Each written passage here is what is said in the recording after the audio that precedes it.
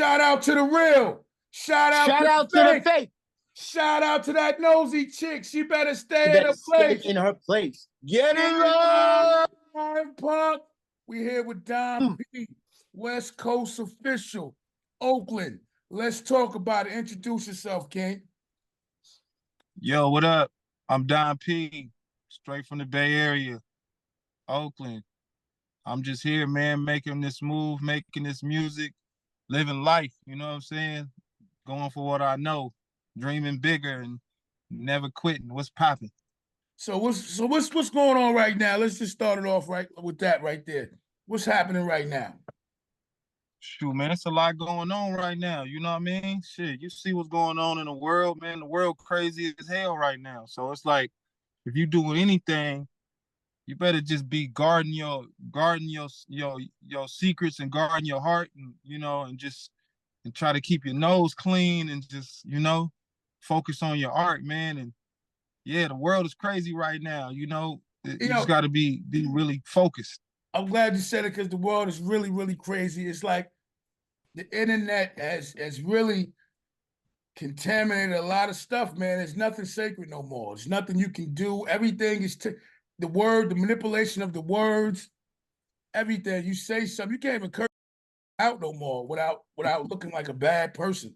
You know what I'm saying? Nah. Can't hurt nobody's feelings. They found a way to make everything bad, bro. They found a way to make, everybody deserves a voice without a doubt. At the same time, when it's time to speak on certain subjects, I just think educated people should be the ones being allowed to have a platform to speak. If they're educated on the topic, they speak on the topic, and then not have everybody who just got anything to say, trolls mixed with randos. Just, it's too much. You know what I mean? It's convoluted. Yeah, it's a wild place, and everybody's saying to say anything. To watch. I just think it's ironic that every single famous black man is a rapist. That don't sound right. They definitely don't. And they want more to be a rapist. They want Jay-Z to be a rapist. They want, right. It's crazy. I wouldn't be surprised if they get Snoop and everybody else in that mix. You know what I'm saying? Everybody ain't no rapist, bro. That shit is crazy. Like, I'm just talking about men who have a lot of females who already like them already, who we probably would say are players or who are already handsome and maybe even got game. And then now they got money, they got fame. It seems like it wouldn't be that hard for them to, get with some of the females, certain people. Everybody don't got to, you know what I mean? They call it some grooming people now. might really be violators. But I just think it's crazy that's what every black man that they take down is accused of. It's like once they call you a rapist, it's like it's no going back or something. It's really crazy. I don't know. But I wish anybody the best that's going through any kind of drama or problems or whatever, man, because life will throw all types of shit at you, you know what I'm saying? And you just got to find a way to muddle through that shit and, like, you know what I mean? And stay focused. Again, like all I'm trying to do right now is stay focused, focus on the music. The new album, Welcome to Westlandia, just dropped. So, we've been pushing that. We've been pushing it everywhere, shooting a bunch of content. And, I dropped it at first. I dropped it on this new platform called Even. I don't know if you guys ever heard of that. Y'all familiar with Even? Break it down. I'm not. Oh, bust it, check it. So Even is this platform. One of my homies from out here in the Bay Area, from Vallejo, his name is LaRussell. I don't know if you heard of bro, but LaRussell is like the independent artist du jour. You know what I'm saying? Like, he's really like, he's like, you know what I mean? He's like the super duper independent artist right now. Like, he's the most innovative in a lot of ways. And I tip my hat to bro. He basically, got with this company after he already did a bunch of his own things. He got his family working with him. He started his own label out in his house. He built his backyard into a concert stage to a degree where he's had like Too Short and all kind of people, Marshawn Lynch, anybody you can name, like just over Sada Baby in his backyard performing. So I'm saying it's a significant impact that's being made in his backyard, is what I'm saying. You get what I'm saying? And furthermore, there's a platform that he partnered with called Even, where artists can put their music out, and it allows you to connect it with certain things like a T-shirt. I was able to connect mine with a T-shirt and some listening parties. I did 3 listening parties, one in LA, one in San Diego, and then one in the Bay Area. And for each one of those listening parties, people were able to come there, pick up their shirts and all that type of stuff. You get what I'm saying? And this was all when they bought the album, it all came with the album. It also allows you to pay what you want. So people can pay whatever they want for the album. You know what I'm saying? Straight like that. And yeah, it's pretty tight. So it's kind of like Bandcamp. Bandcamp, but with the products already completed. Where Bandcamp is like, it's funny because it's like that. But I was on a live with them one time, and somebody else asked them what's the difference between them and Bandcamp, and there was a lot of significant differences once he was breaking it down. I think one of the biggest ones is the look of the marketing and the stuff that they do on there. You know what I mean? And your ability to be able to drop your music. So once my album was released, as soon as Welcome to Westlandia went live, you know, and people bought the album, I was able to collect their emails, tap in with them. They was all added to a chat so I could say thank you for copying the album and everything like that. You know what I'm saying? And it's like I said, it was just a dope experience to have my fans to be able to connect with them. And then they break you down and give you a chart showing you the equivalent of your sales compared to the equivalent of streams. So you get that chart and they show you how much you made, show you how much streams you would have had on Spotify or whatever.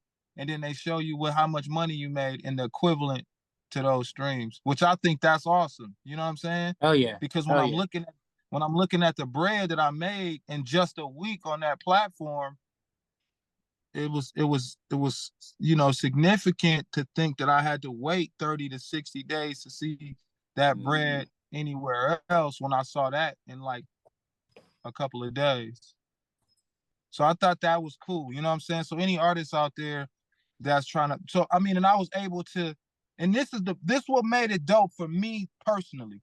I don't know about nobody else, but if you ever dreamed about putting out your album and taking the money from that album and using that money to put back into that album to promote it more, I've always dreamed of being able to do that. And I was never able really to do that with just regular platforms because, you know, the money came so sporadically. I was always just spending my money. You know what I'm saying? Whatever money I was going to spend, it was just being spent. And whenever I got checks, it was like, a check. You know what I'm saying?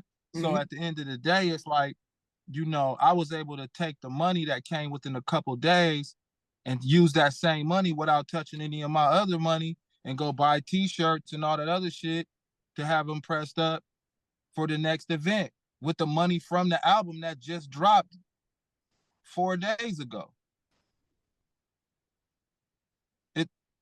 I don't want that to go over nobody's head because for me, that was so motherfucking big. You know what I'm saying? That is big. That was a big thing for me. So let me ask you a So question. Let me ask you a question. Speaking on that part. So let's say this Welcome to Westlandia takes off and majors come knocking at your door. Are you gonna really, really think hard about leaving what you already have to join a major, or are you gonna continue doing what you're doing the way you're doing it right now? That's the beauty of it. It's not exclusive. Oh. Yeah, there's not the answer. Exclusive. I think the question is you going to skip to the majors?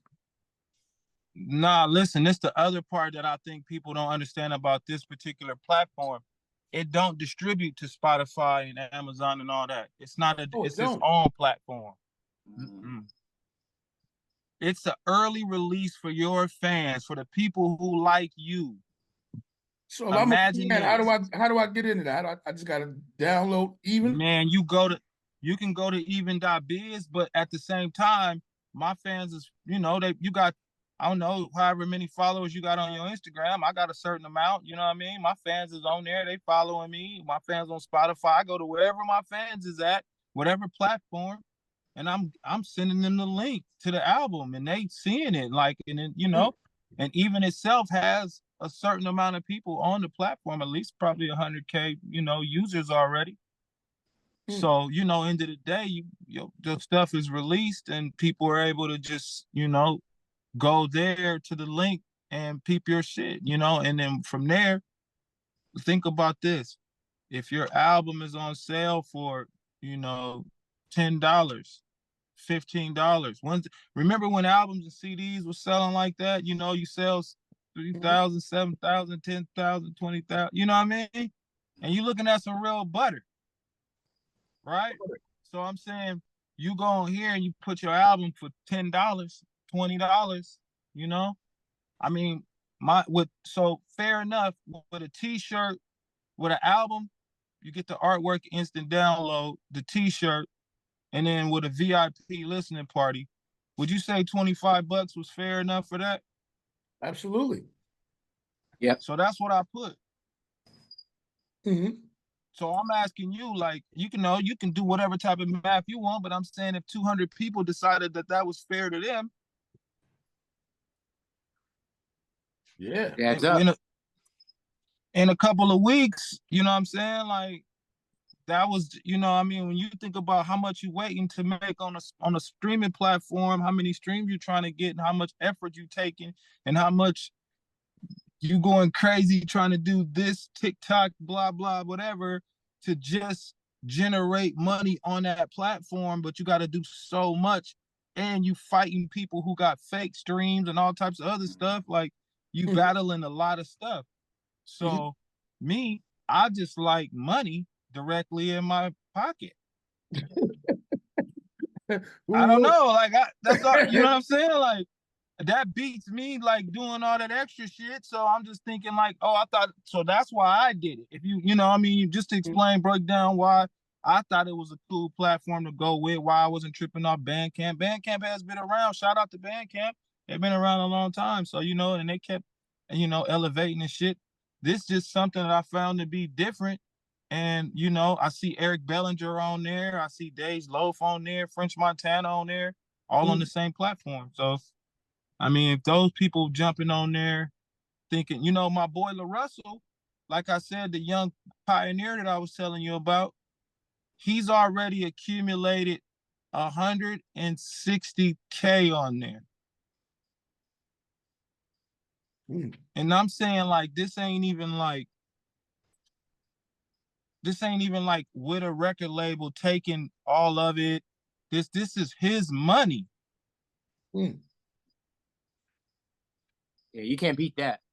You can't beat that at all. Bro, if you're an artist and you got 200 niggas that just love your music and they're just gonna buy the whole album for $5, $10, and you put it on there, bro, and they're gonna just cop it the 2 weeks before your album actually drop on Spotify. They're like, yeah, 2 weeks before it drop, bro, all my fans who really love me, cop it now. Boom, they go get it.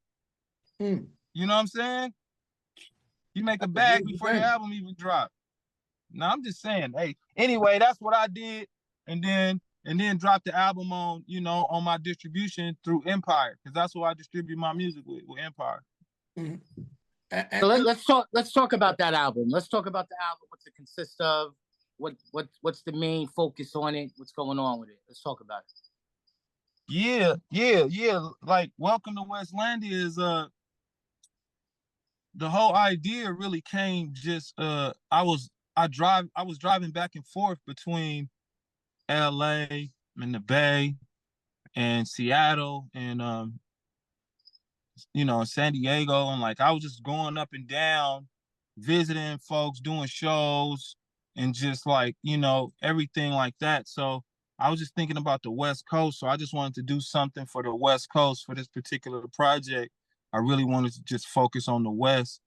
And the other thing was, I started off being like, I'm not gonna have no features on this album. I was like, nah, I'm not having no features. I don't want nobody on this album. I'm gonna do it all to the necklace. But I end up getting 2 features, and it wasn't even like they was hella organic. You know what I'm saying? The 2 features that I end up getting was so organic. It's just one of those things. You know what I'm saying? So yeah. Who was those 2 It was features? just like the 2 features. I got one. I got my homegirl. Her name is Tati Baby. And She that's the I think I heard that song. yeah, that's Let Me Know. Let Me Know. That's what it's called. Let Me Know. Yeah, Let Me Know. You know, and she tight. You know what I'm saying? And she, you know, she real easy to look at. You know what I mean? Real easy to look at. You know, she's Yeah. so easy to look at. Like, man, you'll enjoy looking at her. That's all I'm saying. It won't be Ain't hard nothing for you wrong to with look eye at her. candy. She on the Gotta love gram? You know eye what I candy. mean? She on the gram? Huh? She on the gram somewhere? Oh man, you know what I'm saying? You You got to know look what her I'm up saying? too. You got to look her up next. Oh man, get her on there, man. You know, that's the homegirl, you know. And the cool part about her is like she do all her other shit. And then, you know, we was cool a while back. And then I seen her at the club just randomly. I hadn't seen her in hella long, but when she popped up on me, you know, looking real easy to look at. And then I was like, I had to tell her like that evening, like, wow, you look amazing. And she was like, yeah. But her real truth is she was like, you know how some people be different when you see them? Like, you know what I mean? Like some people be cool when you know them, like whatever time, but then when they glow up or whatever and you see them, they be acting a little bit like, Hollywood. you know what I mean? Yeah, like Change up a she little was bit. not fake. She was so solid and so trill the way she acted when she saw me at the club. I was just like, oh, okay. It just, you know, that was just something I wrote down in my mind. I didn't even know she was making music. And then a little bit after that, she posted a video and I was like, oh shit, the homegirl making music. So then, you know, and then I was in the studio and I was like, yeah, I'm over here fucking around. And she hit me like, what you doing? I'm like, I'm not fucking around. She's like, oh, I'm about to pull up on you. I'm in Oakland. I'm about to slide. I'm like, come on. And that's, you know what I mean? She came through. She's like, yo, you know, I don't know how to, I don't never write my raps just and record them like that. I always send me the beat and blah, blah, blah. I'm like, man, that's that bullshit, man. You know what I'm saying? Somebody told me one day, like, when you in the studio, you can't be doing all that, send me the beat shit and let me work on it and I gotta go home and all that shit. Like, motherfucker told me, bro, and this is wild back then, the motherfucker say, bro, if you go to the studio and you in there and a nigga say, okay, Tupac wants you on the song right now. You gonna tell Tupac you gotta go home and write the song and wait and all that? No, nigga, you better go in there and Right? you Knock better it out. be able to call your genius. Everything your genius is, whatever it is, you better be able to call it right now. You get what I'm saying? And so, you know, that's what I kind of told her then. So I had to give her a little speech. She got motivated and she wrote her shit right there. And yeah, and so that's how that Let Me Know record came about. You know what I mean? And my dog Rob Bass Beats, he produced that shit. He be doing all my shit though, really. You know what I'm You do saying? all your beats, and you practice that. I think I heard you say that in one of your interviews. You know what I'm saying? About being Which ready. one? I only seen one Nah, of you gotta be ready. being ready Yeah. when the time comes. I heard you speak on that when the moment comes. Yeah. So she was Hey, ready. you know, it's fucked up. It's fucked up. My boy going through it right now. You know, the guy's going through it right now. And I only say my boy because he is the one who really made me feel that, because I was in Daytona back in the day with going around for college break and shit and ran into niggas. It was hella niggas in the lobby of the hotel and everything. And I seen Diddy and I ran up on him and I said, yo, bro, you ain't signing no niggas from the West Coast. And he was like, how you know that? And I was like, and he was like, where your demo at? And I was like, oh shit. I had a demo, but it was upstairs in my room in the hotel. I was like, oh shit. I was like, damn. I was like, I'm gonna go get it. He was like, see? You supposed to have your shit on you at all times. Mm. So I was like, oh. The only thing that's dope about that whole situation, I'm happy that I didn't have my demo, because when I left him to run upstairs to get my demo, because I was gonna hope I'm gonna run upstairs, get it. Hopefully he'll still be in the lobby, right?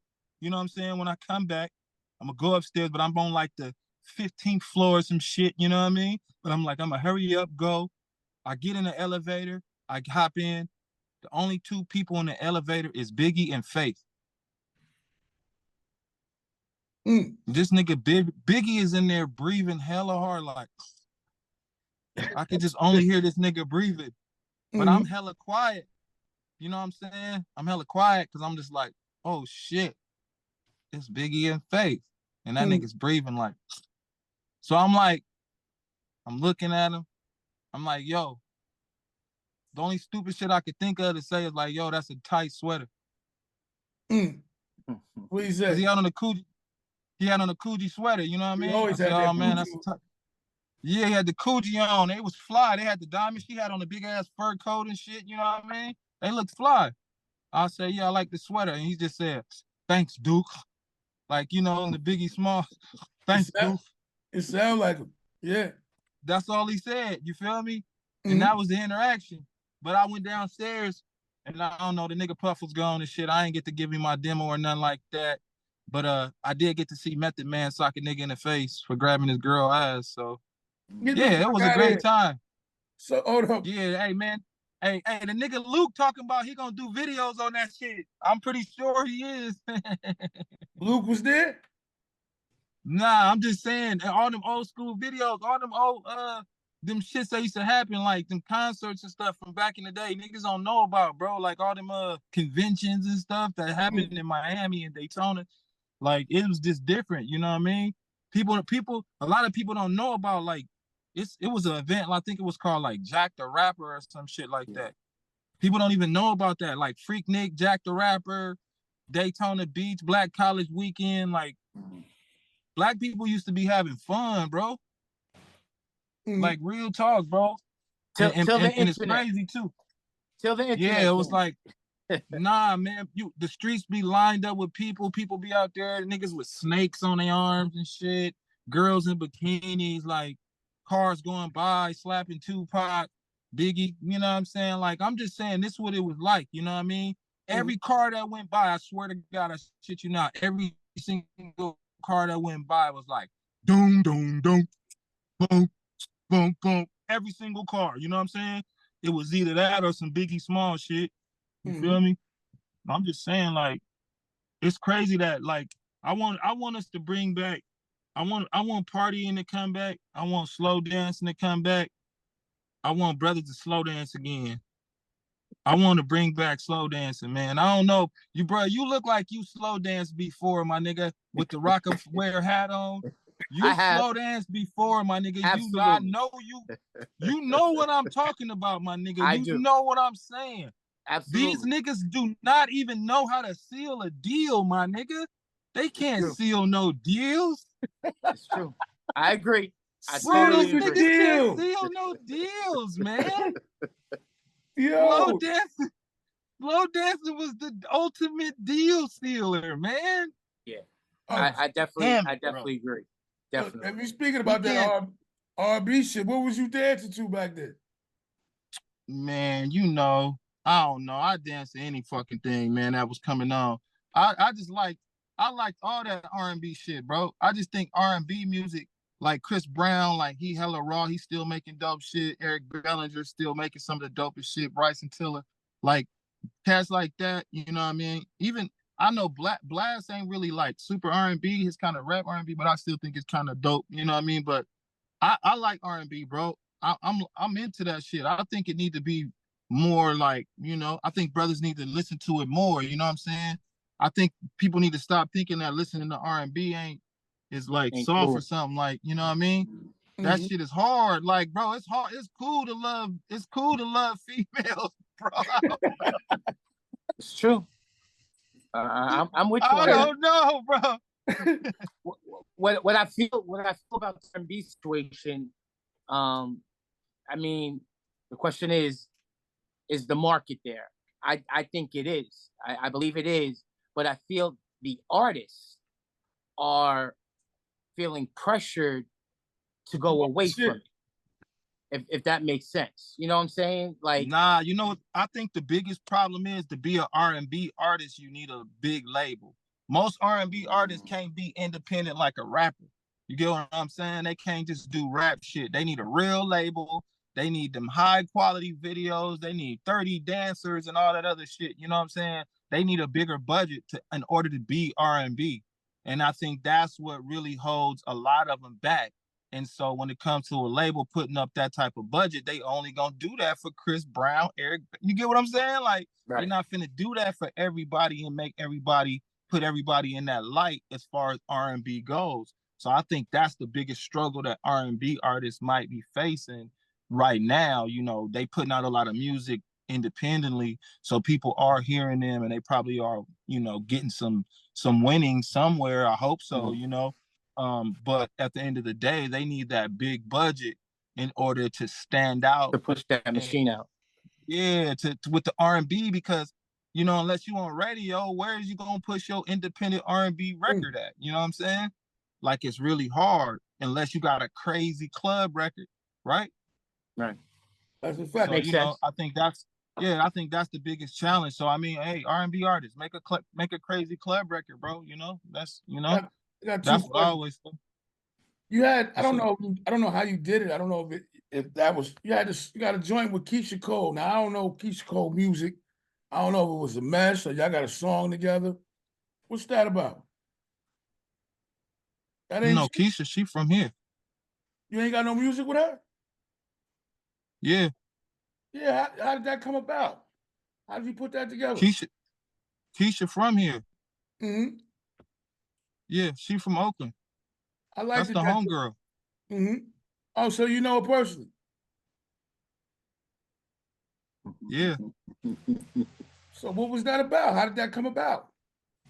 So yeah, you know, shouts out to my brother Dwayne Wiggins from Tony. You know, the legendary group Tony. Mm-hmm. My good friend Dwayne Wiggins is you know, he was mentoring her and stuff at the time. She was at the studio with bruh. And I was over there just, you know, kicking it with bruh. We, you know, chilling, doing what we do. We was vibing on some records and shit, because I think we ended up making a song at that time too called So Good, that with me and him, the song out, the video out too, so y'all can go watch that on my YouTube, with me and Tony, Dwayne Wiggins. But yeah, shouts out to him and the whole family, the whole Tonys. But so yeah, but yeah, nah, man. Keisha's just like my homegirl. Like, we really cool. Like, we really tight like that. Like, we go back. So it's like, you know, we used to just write and sit up and talk about Tupac and all the shit. Cause you know, she was with Death Row and she used to tell me hella Death Row stories about Pac and all kind of shit. You know what I mean? And then she ended up getting signed and getting her deal. But we was just kicking it. I think one day we were just kicking it, hanging out and shit. And I had to be. Where was we at? Yeah, we was just chilling. I think we was at the studio or something. Like, I might have had the studio at the crib or something. Like, she was just chilling, and then, you know, she spit that shit. She spit that shit like freestyle, like off the dome. Mm-hmm. You know what I mean? And then yeah, and then I just laid my shit, and then we were just sitting there like, song, the end. You feel me? That was all Yeah. right. I liked that joint. You also got a song with Silk the Shocker, man.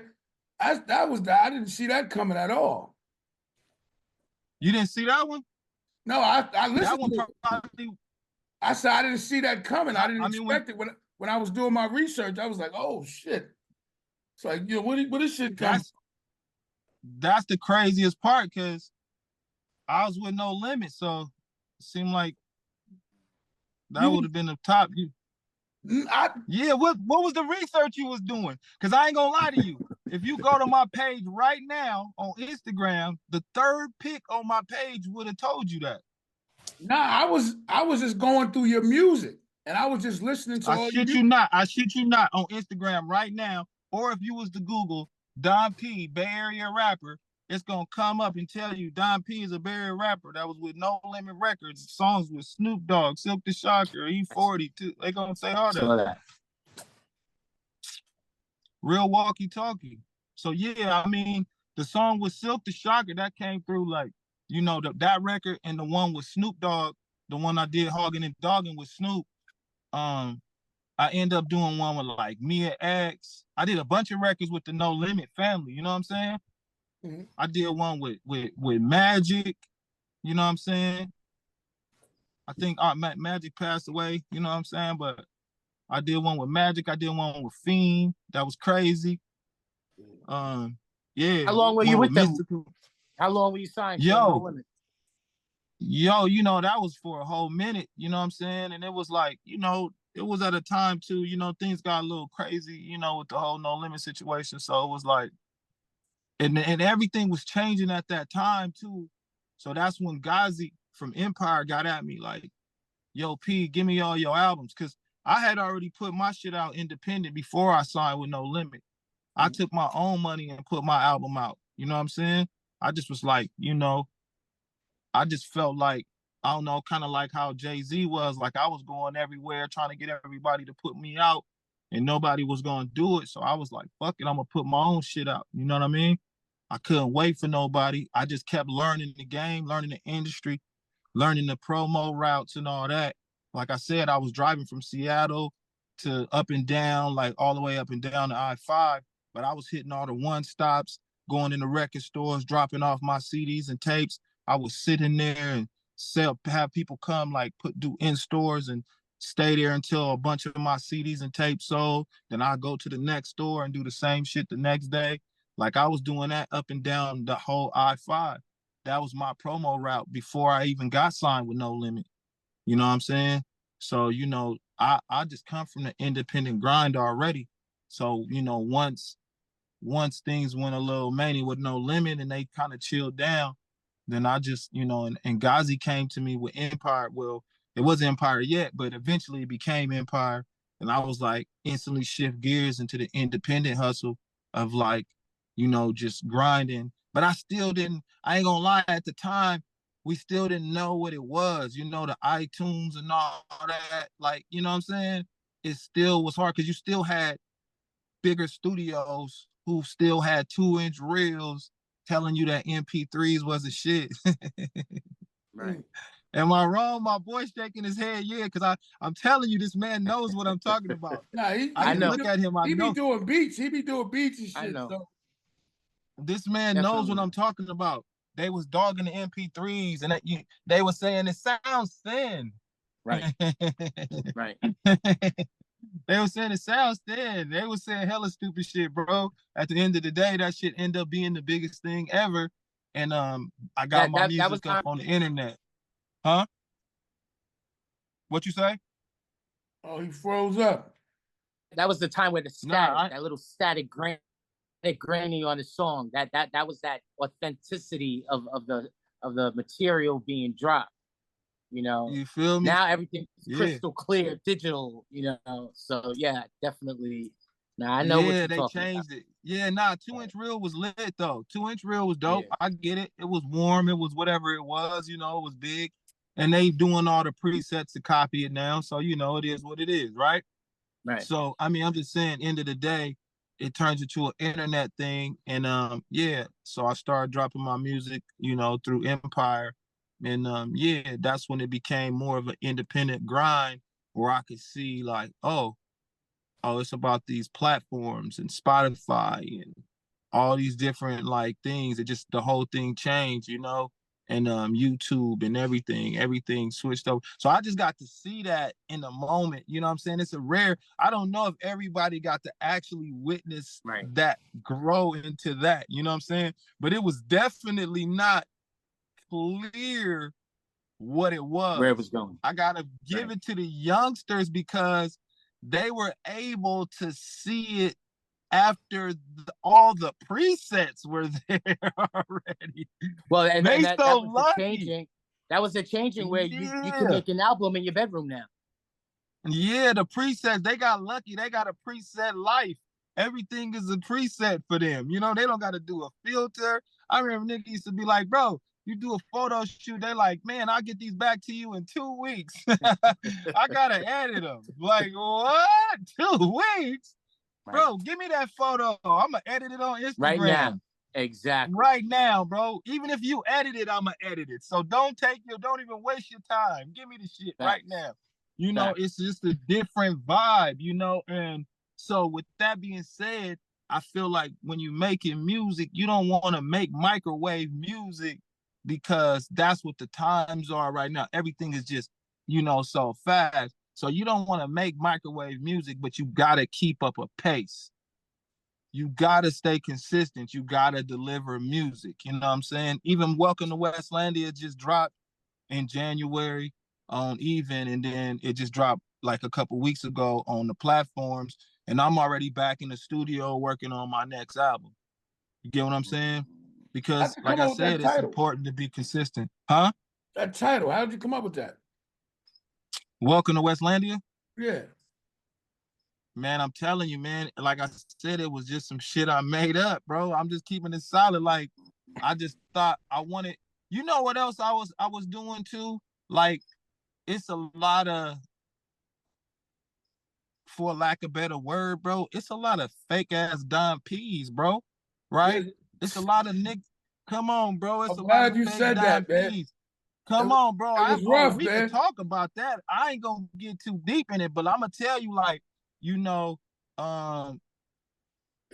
So end of the day, you gotta be original with whatever you do. You know what I'm saying? And I couldn't be the type of person to go online and try to attack every fake Don P. Whew, I don't have that kind of time. You get what I'm saying? Right. I'm too busy living life, you know, to go online and have to do all of that, because then, you know, I'd be fighting the army. So at the end of the day, I thought it would be more important that I be more creative and just make better music and just do what I do and be myself. You know what I'm saying? And just rise above all that. So I thought that's where I began to get creative, because when you go into those searches like you did trying to find my album, if you've got a typical name, people won't be able to find you in a search. Right? Right. So I Googled Westlandia and that wasn't nothing.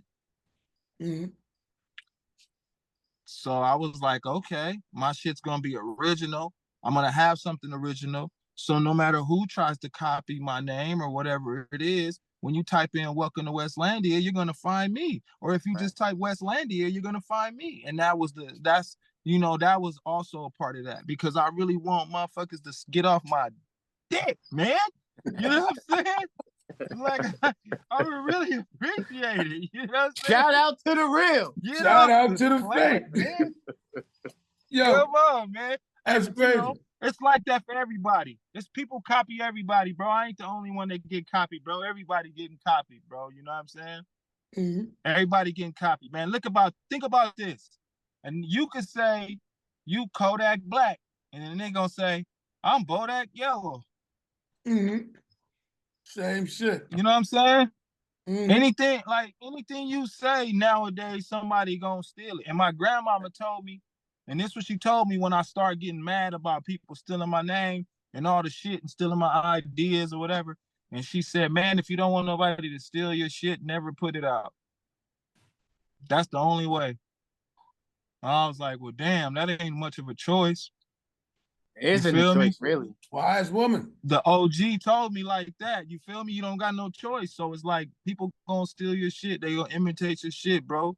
She was like, you just a creative ass nigga. You wake up every day, you got an idea. You're always coming with new shit. All you can do is try to make your ideas go as far as you can, make them as dope as you can before anybody can copy your shit. That's it. Talk about that today.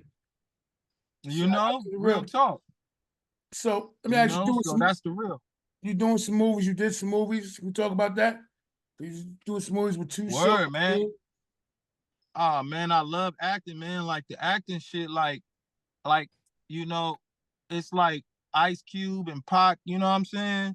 Ice-T, like those is people that I look at when I think about acting, as far as like being an artist that transfers into acting, right?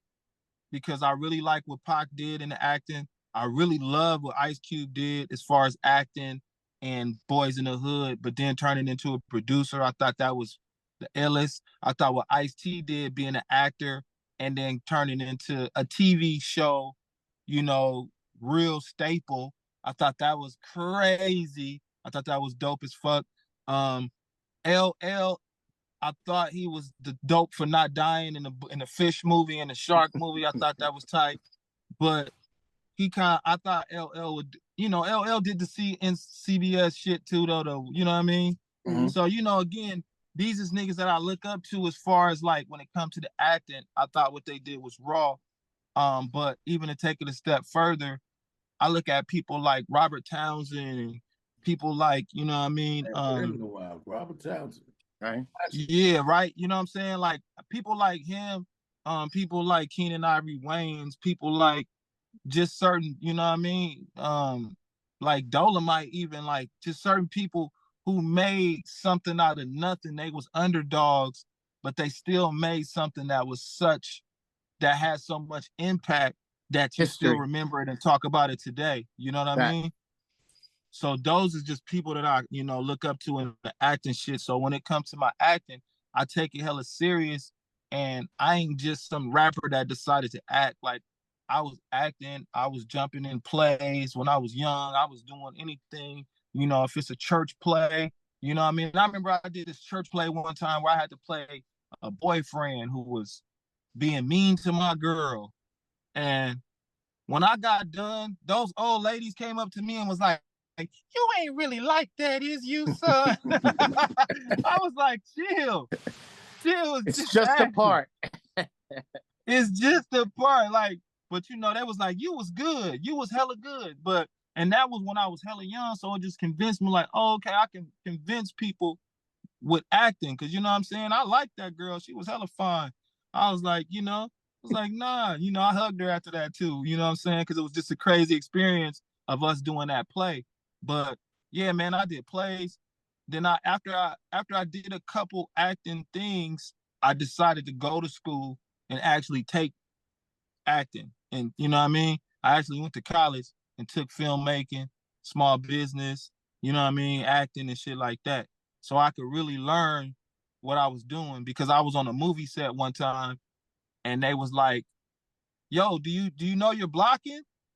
And I was like, yeah, I know my blocking, but I didn't even know what the fuck they was talking about. Always say, I was yeah, I like, know. you know what I'm saying? I was like, yeah, I know my shit. Oh, yeah. But I didn't know.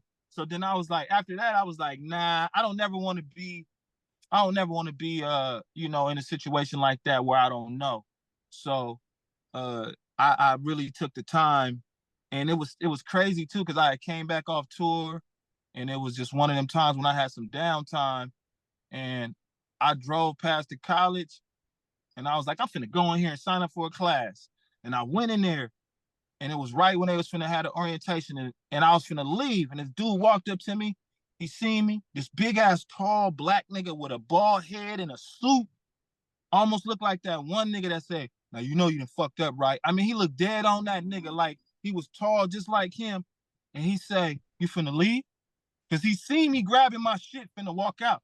He said, you finna leave? I said, yeah. I was thinking about it. He said, well, if you could go in there right now, no matter what, you could leave or you could stay. But the 2 years that it's gonna take you to get this degree gonna pass no matter what. If you still alive. He's like, do you plan on being alive in 2 years? I was like, yeah. He was like, well, the 2 years gonna pass whether you go in there and get this degree or not.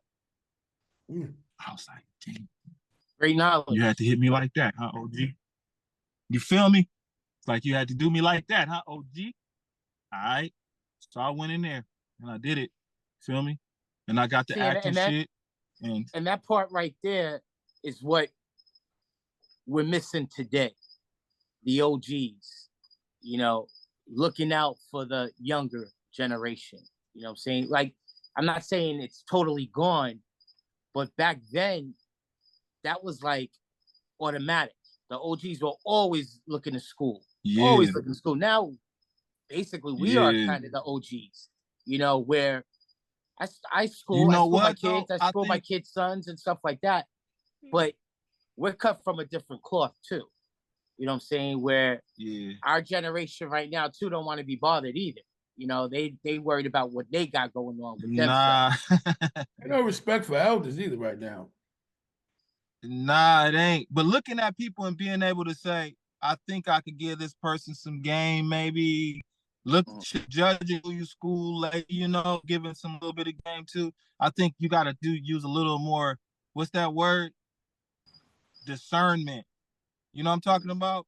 You gotta use a little more discernment about who you blessing with the game, because everybody ain't open to that shit right now.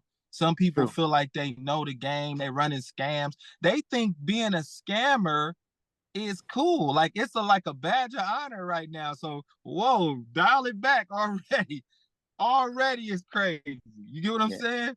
Mhm. Like they think dipping, breaking into people's cars is a It's career. to come up. Right. Like they think, yeah, that's a hustle. Like breaking in the car, bro, that's petty thievery. Right. You're a petty thief, my boy. You're going around breaking in the car. Bullshit. You might as well be stealing hubcaps. Facts. I don't know. I'm just saying that's some shit that we didn't do. You know what I'm saying? That's not what my grandpops and them was telling me about. My grandpops and them was telling me, and they was telling me, man, look, bro, get fly. You gotta have a job. You gotta have a hustle. You know what I'm saying? They was trying to tell me how to deal with women and shit, like telling me how to deal with how to be at work. Like, bro, you can't be at the job showing up late. You gotta be on time. You can't be, when your lunch break is over, get your ass back to work. Like they was giving me game, like don't argue with the white man, that's your boss. Like even though, you know what I'm saying, you might not like it, if you want to get your check, you know, show up to work. Like they was telling me shit on how to deal with Game of those life. environments and stuff like that. Game of life. Yeah, with life, you know, and I feel like nowadays the youngsters, they missing that. Even the music, like I shouts out to my big bro E40, you know what I'm saying? Like even him, like, you know, I know 40 for real, like that's my bro for real, like, and we got like 2 or 3 records together. But end of the day, like, bro, like music will tell you shit like, you know, like don't buy an $85,000 car before you buy a house and shit like that. You know what I'm saying? Like it was game in the music for a lot of the earlier music that was out, you know, and I feel like that went away with the music. Now the music is just like, you know, do the drugs, you know, do the girl, like buy the chain, blow the money, drink the syrup. Like, I don't know. It's like, okay, I get it. That all sound fun. But at some point, I'm listening to Pac's album. I'm listening to Toss It Up. And this nigga done already told me he finna get some head. He done cursed out a politician. He was back at the party. He spent some money. Then he thought about Black Power and wanted to get his people together. I mean, hella shit happened in that song. And I didn't care that none of it was happening. I was just happy, like, yeah, toss it up. You get what I'm saying? But I done heard all type of shit in the song. And I just feel like subconsciously, it still made me think later after I was done dancing or drinking or partying.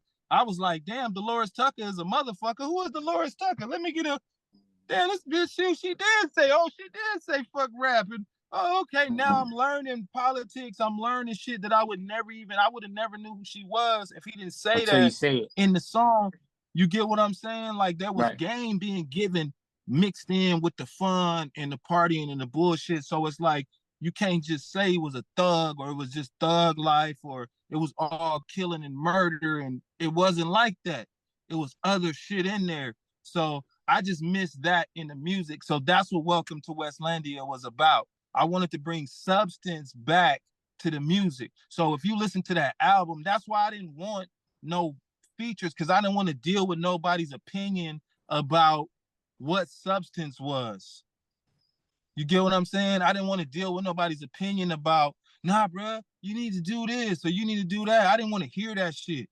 I wanted to make an album that I felt like had substance, was from the heart, was something I felt like we was going through right now, what the world is going through right now, with my people out here in my area, what I see, San Francisco, with the homeless, with people going in and out of stores and stealing shit. Like, this stuff is all in that album. You know what I'm saying?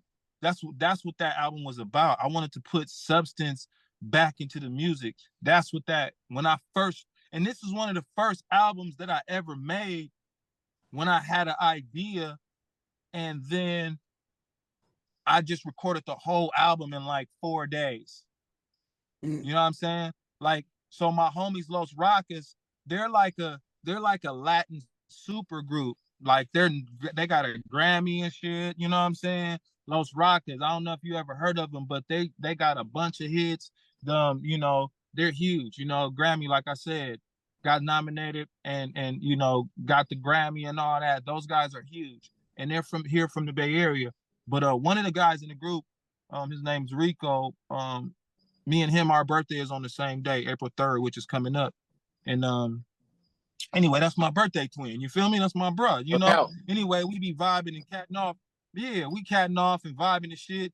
And like I said, I was in the studio making this album, and I wasn't calling no rappers. I didn't give a fuck. I wasn't reaching out to nobody for no features. I didn't care. But my bro called me and said, "What are you doing?" I said, "I'm at the studio." He said, "I'm around the corner." And he pulled up, and we made that record. And I just put it on there. You know what I'm saying? And that's how that record, you know, became a part of it. And the cool part about that record is it's called Unstoppable.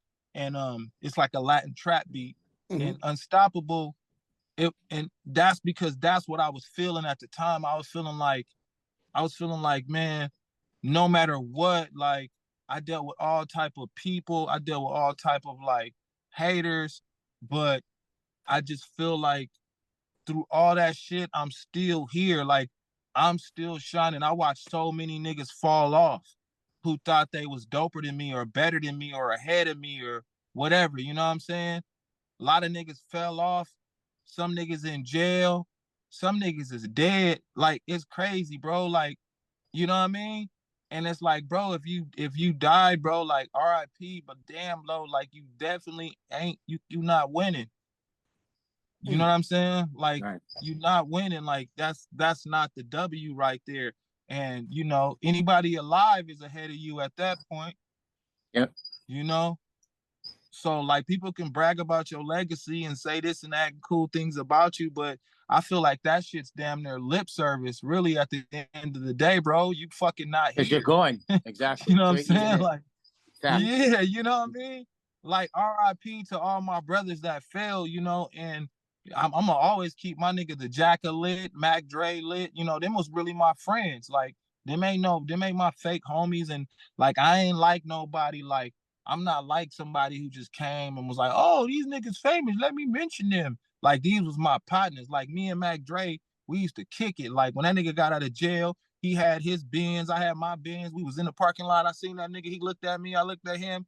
Rolled down the window and just laughed like kiki. You know what I'm saying? Like, that was my nigga. Like, we used to smoke and shit. The first time I ever did a thizzle was with Mac Dre. I was like, what is this shit? First time I ever smoked a backwood was with Mac Dre.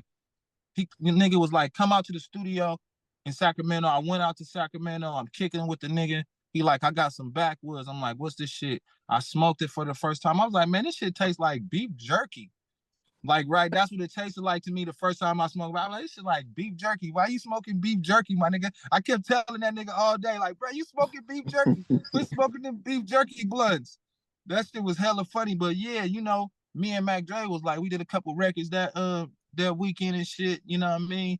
The Lost Files. I don't know, Kilo, wherever you at, nigga, find them songs, nigga. But Mac Dre was my partner in the Jacket. That was just a whole nother level of friendship. That was my brother. You know what I'm saying? We kicked it a lot. We did a lot of shit. My song with him, Distractions. One of my biggest videos that I ever did was with him. And it was shot by Colin Tilley. I don't know if you know who Colin Tilley is, but he a famous video director. He did like Ariana Grande shit, 50. He did everybody from Akon. You know what I'm saying? Like, He did everybody. He did Chris Brown, Deuces, like Lil Wayne, Look at Me Now. Oh, damn. Like yeah, Colin Tilley. He from the Bay too, but he used to live around the corner from me. He was my neighbor and shit. And I let him hear the song Me and Jack, and he was like, "Yeah, let's shoot that." So that was one of my most iconic videos with me and Jacka, shot by Colin Tilley. That's called Distractions. That's out right now too. One of my biggest records too to date. Still right now. Just because, you know, every year or two when they do memorials about the Jack, you know what I mean? It's crazy how it's like Christmas with Mariah. Like every year when that come around, the fucking numbers go up on that song. People just be listening to. You know what I'm saying? It's weird. Like it's crazy that happens like that. But yeah, I miss the Jacket though. I miss the Mac. Yeah, them was my brothers for real though. You know what I'm saying? So yeah, like but it's a trip to watch all these rappers, you know, fall off or, you know, for whatever reason be doing it and then just disappear. And you're like, where these niggas at? Like, where they go? You know, what happened? And then later on you hear like, oh, he was in a deal, but the record label shelved him, and oh, this happened and he wasn't making no money for real, and blah, blah, blah. And you just start learning so many things about how people wasn't making no money. Right. You know what I'm saying? Like the people that survived the game is the ones who found a way to make money even without music. But the grind don't stop. You know what I mean? Yeah, the grind don't stop, bro. Like you got to be able to make money in different ways. I'm doing media shit, magazine shit, radio. I had radio shows for the past 5-6 years. I always got a radio show. You know what I'm saying? I've been doing radio shows. I had my radio show, The Juice Radio, for hella years. Had all the, you know, RBL Posse, Mr. Fab, La Russell, I have all kind of guests on my show. Same type of shit. You know what I mean? Yeah. I was doing that out here. One of the, what you say? Now I seen you interviewing somebody. I was like, oh, he does this too. Nah, so let me tell you, as far as the media shit go, like I'm one of the innovators of media here in the Bay Area. You know what I'm saying? Like to a deeper extent, like interviewing and all that type of shit. Rappers and a lot of niggas wasn't not doing that out here. I took it to that level. Like I said, I went to school for the shit, so I came back when, you know, straight to the media, you know, working with a magazine and, you know, getting out there, taking photos of everybody, getting pictures in the magazine, doing full journalistic interviews. Like I got cover magazines, you know what I'm saying? I was the CEO of a magazine for 10 years, you know what I'm saying? I hit the biggest hip hop magazine in the whole Bay Area. I put Burner on the cover, Saweetie on the cover, you know what I'm saying? Who else? G-Eazy, I Am Sue, you know what I'm saying? I did a bunch of dope ass covers. Yeah, you know what I mean? And these is all interviews that I conducted myself, you know? So, you know, at the end of the day, it's like I did a bunch of journalistic shit. So when Rolling Loud came to town, you know, for the very first time, I was there backstage interviewing Kodak Black, everybody. You know what I'm saying? So I was there covering as an interviewer, as doing media at Rolling Loud for several years in a row. You know, Outside Lands, when they came here, I did media there too. I'm backstage, I'm interviewing. So I've been doing this media shit on a high level for a lot of years.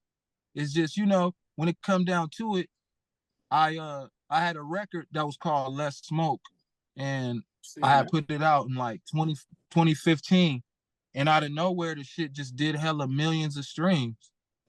You know? And so the label was like, yo, you should go back to the studio, my guy. And I was like, They was like, apparently you got some fans. And I was like, what you talking about? I was like, well, apparently you got like, you know, 25 million fans. You should probably feed them. You know what I'm saying? So I was like, all right. So I went back to the studio and then I just started cooking shit up. So that's how we really got here right now. You know what I mean? I'm still having fun with the media shit. I'm about to probably do another podcast. You know what I'm saying? I'll probably do something else pretty soon. Right now, I'm just really focused on the music. And yeah, right now, I'm just like I said, I managed artists. I was managing Keek the Sneak, my bro. I don't know if you guys heard of Keek the Sneak, a dope-ass artist from here in the Bay Area. Yeah. So I got into the management and doing A&R stuff for a minute. Like when doing media, I like inadvertently led me to doing management. Do you understand what I'm saying? Because the reason why I started a magazine was because I wanted to create industry here. We didn't have a double XL. We didn't have a Source magazine here, but I wanted to create that because the other magazines like 4080 and whatever else, they had all disappeared. So we didn't have no magazine. So I was like, yo, and then I pitched out to some magazines to try to get in them, and they told me some outrageous prices. The price that the man quoted me, I told him literally to his face, bro, I will take that amount of money and go start my own magazine. But that's that Bay Area shit, you know what I'm saying? Because we independent like that, too short out the trunk type shit, you know what I'm saying? Don't tell me you're going to charge me $9,000 for a quarter page, my nigga. What? 9,000? You just going to stuff that in your pocket, my nigga? Basically. Playing, you got me fucked up, nigga, when I could go over here to Copy World and give them 4,000 and print up 10,000. Like, what are you talking about? You know what I'm saying? Like, right. What, nigga? So, you know, it's just the game, though. If you don't got the game, then they gonna run the game on you. You know what I'm saying? Right. So I wanted to create industry. So it was like, oh, let's create a magazine. Boom. So I got with somebody, we created a magazine. So I did that shit. And then taking that podcast and all that started coming out, you know, like all these things is growing organically, you feel me? And I'm just watching everything grow. But in the end, like I said, it got to a point where I wanted to I did get frustrated with the fake Don P's though. I'm not gonna lie to y'all. I'm gonna keep it 100 solid. I got frustrated for a minute and I let it eat me up for a minute. I was pissed, you know what I'm saying? But I decided that the music and like I said, going back to work and creating was the best way to defeat that demon. You get what I'm saying? Mm-hmm. I felt like that was the best way. And so, yes, but then, like I said, I had to, once my boy Keek, his wife, she started taking over his stuff, you know what I mean? She started helping him, like I showed her like some things. She started taking over his management and all that. I thought that was a beautiful thing. When he came home from jail, I was helping him because I was moving, I was everywhere. It was like, give me, you know, help me, P. Boom, I'm there for my brother because that's my real brother, Keek the Sneak. Like we go way, way back. Like, and so end of the day, once his wife was able to take over his stuff, I thought that was beautiful because that's what that was all designed to do. You know what I'm saying? Because, you know, niggas ain't got to be, unfortunately, like P. Diddy, where you need a nigga publishing and everything for life and try to drain a nigga. Like, bro, sometimes you could really just help a nigga get on his feet, get in position, get wherever he going, and then be like, bro, you straight? Okay, good, my nigga, I see you. You don't gotta get, you know what I'm saying? Niggas always want to walk away with a piece of your soul. Like, damn, nigga, you can't just help me? Like, Right. you know what I'm saying? But anyway, I'm just saying, like, you know, so, you know, it just ended up being that, you know, where it just became where it was time for me to go back in and make sure that Don P, the real Don P, is remembered for the Don P in the music that Don P makes. You get what I'm saying? And I wanted to start that off really in this season with Westlandia, with an album that I felt like had some real substance. I thought about what Pac would make. I thought about what Cube would do. I thought about, you know, what Ye would do. I thought about what Jay would do. You know, I thought about just the albums that I loved and some of the greatest, most creative albums. And that's what I was thinking about when I was trying to make this album. I was like, how can I really put my soul, just like my thoughts and my vision into this project and make it really like something that people could feel. So even if, you know, it's not microwave music, it's not some, you know, whatever, you feel me? It might not be that viral right now where you just like, oh, I didn't say some little thing that, you know, but go listen to this shit and I guarantee you that it's something on there that's gonna grow on you, that you're gonna love, and you're gonna hear some game, and you're gonna hear some good music, and you're gonna hear some shit that's gonna make you think like, oh, okay, this man is really trying to really express some dopeness to us, some creativity, some art, but also put us up on some game. And that was my, you know what I mean? That was my plan, bro, is to put folks up on game, like, and share, and also spread love and positivity, because it's a lot of negativity, you know, in some of the shit that we doing. So, and even though I curse when I'm talking, I try not to curse on that much on the record, You know what I'm saying? Like, I even tried that on this album. I was like, I'm gonna try not to curse as much because I curse so much, you know, and I got 2 little daughters now. So it's like, I be trying not to curse around them because, you know, they repeat everything I say. Like my little daughter, she was I'm in the kitchen. I'm like, damn. She like, damn. I'm like, oh no. I'm like, oh, wait a minute. You feel me? I can't be talking They're like that. sponges. Yeah, they're Yeah, sponges. but I'm in the car and I got this record called Cash and Go. And so my Cash and daughter's in Go. there. That's my shit. Yeah. That's my Yo, shit. that's her shit though. Look, hey, she in there That's like, my shit. yo, daddy, put on the Cash and Go song. I'm like, all right, bet. We riding. It's like Cash and Go. She's like, yeah, ice cream. Like she know all the little parts and shit, right? But then it say, don't ask me, you better ask your hoe. So I'm like, oh shit, that part's coming up. So now I'm like, I'm yelling over it now. I'm like, you better ask your bro. You better ask your bro. So I'm like, oh, right. So now I'm like, oh, we can't play that in the car on the way to school no more. Hold on, let me. So then I called the engineer. I'm like, bro, I need a radio edit to that shit like right now, bro, so I can play this shit tomorrow morning for my daughter in the car so she can never remember that other one. I need to scrub that one from her brain immediately, right? So he sends me the new version. We in the car, you know, boo. Now she's listening. It's like, oh. And she's like, okay. And then she said, you took all the curse words out. Oh, she said she noticed it. Yeah, you feel me? So I was like, crazy. okay, it ain't no fooling you, but They smart. that made me realize like they really listening, you know what I'm saying? And if the kids is really listening, then we got to be conscious of that. That means everybody really listening to what you're saying. So I'm like, I want to make, again, back to this album, I wanted to make sure that the stuff that I was saying, no matter who heard it, whether it was my kids, my grandmama, the mayor, I don't give a damn who it is. I wanted them to hear this shit and still have a certain level of respect for me. Right. You know what I mean? And be like, this man has fun in his life. He smokes weed. He enjoys to look at beautiful women, even though he might be cool with whoever he with. Like he loves life. He lives life. He talks about money. He's not in love with money other than the fact of his grind and hustle. It doesn't control me. It's not my, you know what I'm saying? It's not the boss of me. But I need to get that shit because the world spins on that shit. But I want people to be able to walk away and realize that a nigga is somebody, a man of integrity. That's all I want to bring back to this shit. Like, just realize, like, yeah, man, I smoke weed, man. Okay, I ain't perfect, man. I curse, man. I ain't perfect, man. I talk shit, man. I ain't perfect, man. I got a girl. If somebody walk by with a big ass, I might look at that shit, man. I ain't perfect, man. You know what I'm saying? All I'm saying is, at the end of the day, I'm a solid nigga. You know what I mean? And I believe in my people. I love my people, and I love the music, and I love the music. I don't do it for no chains. I don't do it for no, you know what I mean? I don't do it to get pussy, because I already get pussy. You know what I'm saying? I already been the type of nigga that could do that anyway. That ain't nothing. Like, I hate rappers that only want to rap to try to get girls. That shit is corny to me.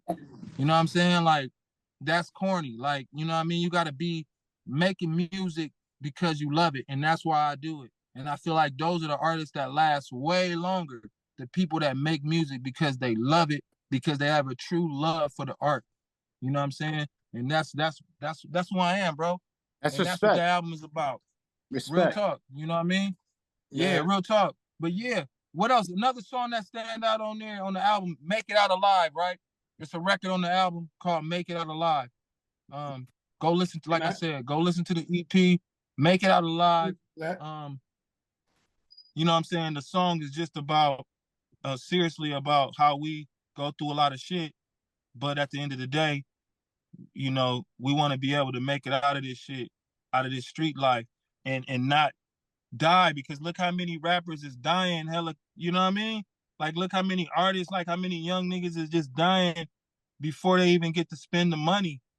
Like, they don't even get to live. They don't get to buy their mama a house. They don't get to do none of those cool things. They just be dead. So it's like, you know, you want to be able to make it out of the ghetto and out of the streets, whatever hustle you doing, whether it's, you know, whatever it is, you want to make it out of that shit alive. And that's what that record was about. And it was just my testimony from me doing everything under the sun you know what I mean? To now where I'm just like, damn, bro, I'm over here like chilling, like, you know, with some daughters and like I'm working and I'm doing my music and you know, I got my store and shit. And his life is just different. And I just thought to myself, damn, I'm not back in the streets. I remember like I'd be sitting in the car with some random bitch smoking the blunt. Next thing you know, the popo behind me. I gotta jump out, run, hit the fence. Like I don't gotta do that type of shit no more. You know what I'm saying? Like, and that's what I mean though by make it out alive. Like, that's what I'm talking about. I wish that for all my niggas who's just out there still like, oh, I'm gonna hang out over here by the store and then have a fucked up ass night, you know, when the boys roll up, like, let me see your ID. And then they just, and you like, and you, and then they stop resisting. And you like, I'm not resisting. And now you feel me? And Yeah, now I it's a do whole feel you. nother kind of night. You get what I I'm do saying? feel you. Like, I just lived that. If you survive it, if you survive it. Yeah, and I lived that life, you know, of dealing with the cops chasing me, harassing me, fucking with me, just pulling me over, running. Like I dealt with that shit a lot. So with that, with the streets, you know, being in California and growing up out here, you know, in the craziest of neighborhoods in East Oakland, um, I seen a lot of shit. Like I seen a nigga get shot in the face with a 12 gauge when I was like 11 years old. Like shot that nigga right in the face. I was standing right there. I'm just saying, like I seen a lot of crazy shit. So in order to be able to, you know, to make it out of just the hood life and just the shit that the struggle, like everybody ain't going through the struggle. Like a lot of these rappers that's rapping right now is like, bro, your parents had money, bro. Like, why you acting like you came from some poor shit? Like you didn't really come from that. Like if you really came from that shit, you not bragging about it. Like you know that shit sucked. You know what I'm saying? You like that shit really sucked. I would never want to go back to that, and I would never tell you you should enjoy that or glorify that shit. Glorifying I it. think that's what people. Yeah, the niggas that really went through that shit ain't finna glorify that shit, bro. That's how you could tell the fake niggas when they like, bro, you did not live through that, bro. Because if you did, you would not glorify it. You would not be wanting to talk about that shit, my nigga. That's not something you would want to talk about. That you'd be like, damn, that was a demon that I fucking smoked. That nigga's dead. That nigga's Voldemort right now. We don't even speak about that nigga no more. He is dead. You know what I'm saying? Real talk. So like, I just think that that's something that we got to give back to our youngins, man. And that's in that album, bro. Like that's what I'm saying. Like I just want people who make like you know, it's a thing when you think about what's this and what's popular and this and that. I just want people to take a second to go listen to this album because again, I really put something in there. I really put my heart in there and I really put something in there for people to catch on to, brother. You know what I'm saying? I put some game in there. So I hope y'all take time to go check that shit out. Real talk. Shout out to the real. I gotta say, you gave us a lot of juice. You gave me a lot to think about. I appreciate you. I'm happy. No, I didn't even. I seen like the 8 and mixtapes had a lot of stuff going on, 89, 10 albums type stuff. But I didn't know that you had that much history, man. I really appreciate it, man. I'm glad I got to talk. Nah, man, I've been around. But yeah, go watch the movies, man. Deep in It. That movie is out right now on Tubi, Amazon, all that shit. I did another movie called Deep in it. Vampire in Oakland. Yeah, Deep in It. Yeah, that's out right now. That's on, like I said, that's on Amazon. It's Don, on Tubi too. real quick. Turn on your interior light. We're losing you on the screen. Oh, okay. If you don't mind. Let me see if I can turn it on. Did that brighten me up a little bit? Smash, oh, wait. Yeah, you a flare. It's what all good. Oh, okay. Yo, I appreciate you. Yeah, this light Got ain't something to coming say? on. Yeah, nah, it's good, bro. Shit, I just wanted to say thank you, man. Shouts out to y'all, man. Y'all out there in Denver? Nah, we in New York. He in Florida. I'm Florida, New York, and now we got Oakland. Oh, okay. Florida and New York. What part of New York you in? I'm in Rockland County, New York. All right, bet. Shouts out to New York. Shouts out to all my niggas in Jersey. You know what I mean? I'll be back out to Atlantic City again to rock the festival out there again. You know what I'm saying? The Great Day Fest. I'll be back in Atlantic City again next year. So y'all, you know, tap in, pull up on me in Atlantic City. Shouts out to my brother Sway out there in New York. He out there in the morning, Sway in the morning. That was my next door neighbor growing up on East 23rd. That's my brother right there. Shouts out to Sway out there in New York. Shouts out to my niggas out there in Florida, my niggas from Po' Boy, all my niggas in Miami. You know what I'm saying? All the bitches in Miami that miss me. I miss y'all, you feel me? You know what I'm saying? Shouts out to my niggas in LA. Shouts out to everybody everywhere, you feel me? And make sure y'all go get the album. My website, Don P Official, that's where everything is at. If you want to find my bands in town, my events, performances, all my social media, my Instagram, everything is Don P Official, except for my TikTok. That's Don P. It's just at Don P. But YouTube, everything is Don P Official. Spotify is just Don P. But yeah, go to my website, Don P Official. Everything is there, from the movies, my acting resume, all the songs, all the shit, all my links, socials, blah, blah, blah. But thank you so much, brother. I appreciate y'all, man, and I appreciate y'all platform. We need one more thing. Shout out to the real Highly Dysfunctional. Yeah, man. Hey, yo, what's up? This your boy Don P, man. Hey, shout out to the real Highly Dysfunctional. You already know, man. Thank you, man. I appreciate you, man. And when you Yes, get to sir, AC, man. when you come to AC, make sure you let me know. So Hell yeah, man. When I'm gonna tap in, bro. Thank you. I appreciate you, King. Appreciate you. Don P, Westlandia, get in line. Oh, Yeah.